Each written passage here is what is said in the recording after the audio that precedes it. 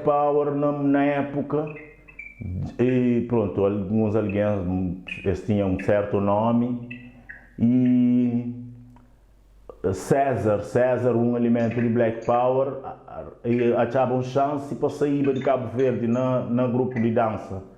É sair de Cabo Verde, grupo fica a falta um alguém. E naquela, e Sox, e pronto, como não estava junto com o Sox também, tentou fazer algumas composições, está para trás, e Sox convidam para participar, para se inscrever para fazer parte do grupo. E no momento, pronto, gajo já tinha grupo antes, tinha grupo, primeiro grupo de meu, tinha dois grupos antes, mas nunca não subi para palco, era Enigma, que era Chapeta lá de bairro com Nuia. E não tinha um grupo que chama, falecido Nuia. Não tinha um grupo que chama Enigma, mas nunca não subi palco. Depois, não veio fazer um outro grupo que era Snipes, Lando Já. Mas também nunca subi palco, nunca para body. Acho que não estava muito avançado para aquele tempo, não queria cantar tipo Boyz II Men, cenas assim. Mas também nunca subi. Foi com o Black Power, já me como Sox já tinha aquela pegada de palco, Sox já estava mais frente que nós tudo. E Sox já une aquele útil ao agradável, ele sabia manter fazer, as cenas, e a convidam aceita, e pronto, de lá foi, sempre abrir. Muito antes de grupo, um Saputo, ainda lembra?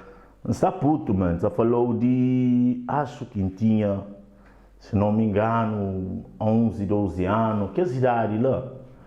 E, sim, que idade lá, ou 13, que idade lá que tinha? Então fazia composições, então vendeva Sox naquele tempo, Sox tinha mano, Sox e família também dava muita coisa de merca, entende? E aquele tempo todo homem queria ser basofo, e pronto, Sox também deu 40 escuro, era coisa de puto, entende?